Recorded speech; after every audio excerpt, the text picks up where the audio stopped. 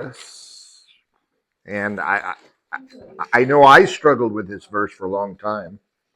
It says, and do not call, this is Jesus speaking, and do not call anyone on earth Father, for you have one Father, and he is in heaven. Okay, so what does that mean? And how do we find out what that means? Well, yes, the Holy Spirit, first of all. There you go. There you go. That's good. That's good. And then you wait for your answer.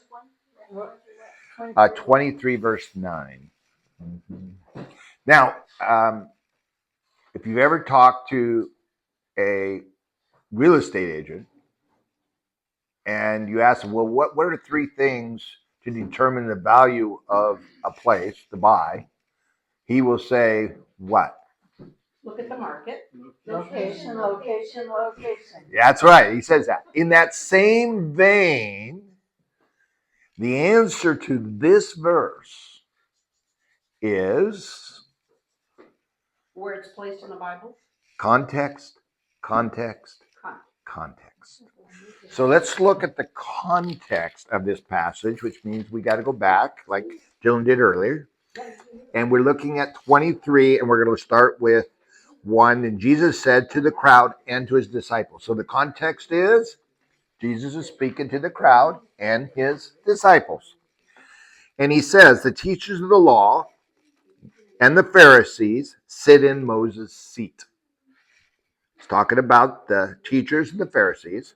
So you must obey them and do everything they tell you. But do not do what they do, for they do not practice what they preach.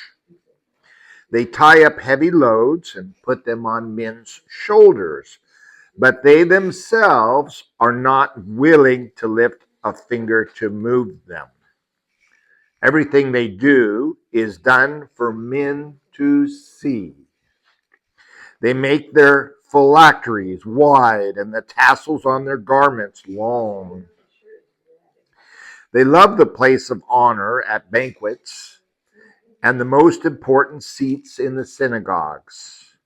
They love to be greeted in the marketplaces and have men call them rabbi. There is the context prior to the next verses. So who can help us understand or put in your own words what the context is? It's all about them. They want to be seen. They want to be amazing. And look at me, look at me, me, me. Yeah, they're hypocrites, right? Yeah, go. I'm sorry to interrupt you, Stephanie. Oh, I just said titles. They're interested in titles. Yeah, yep. Okay, so under that context, now Jesus said, but, you notice the conditional word but. So he's contrasting the behavior of the Pharisees and the teachers. He explained what they do. He says, but you are not to be called rabbi, for you have only one master, and you are all brothers. And do not call anyone on earth Father, for you have one Father, and he is in heaven. Nor are you to be called teacher, for you have one teacher, the Christ. So now he contrasted the opposite extreme, and now he says why in 11. The greatest among you will be your servant. For whoever exalts himself, the Pharisees, will be humbled, and whoever humbles himself will be exalted. So you see in the context, he is contrasting the behavior of the religious leaders at that time, calling them out for what they do, revealing the heart of them. He's saying, don't put leaders on a pedestal. Don't seek to honor oneself, but to serve. So in that vein, in that understanding, what does Jesus mean when he says, don't let someone call you Father, for there is only one Father?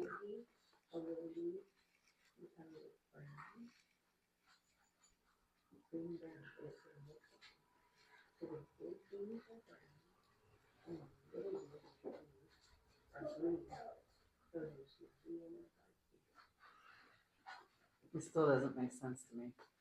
Well, he says you're all brothers.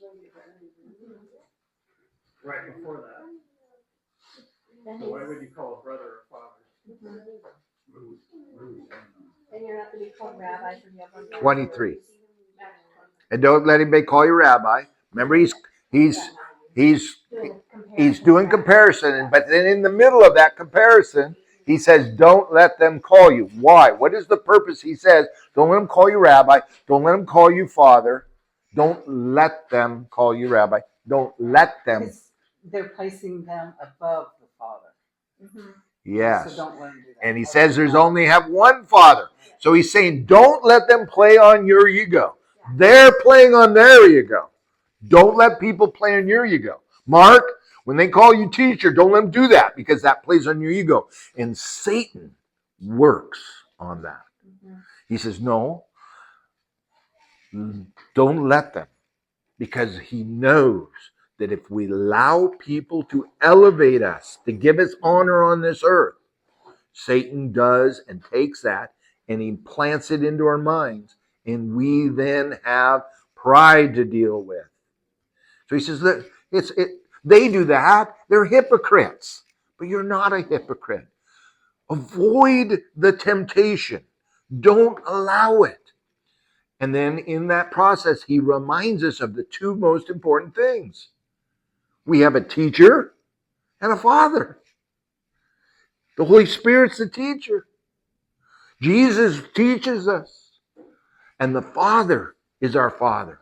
So when somebody say, Dylan might say to me, Mark, you're just like my father. I said, oh, I hope not. Because we have a Father.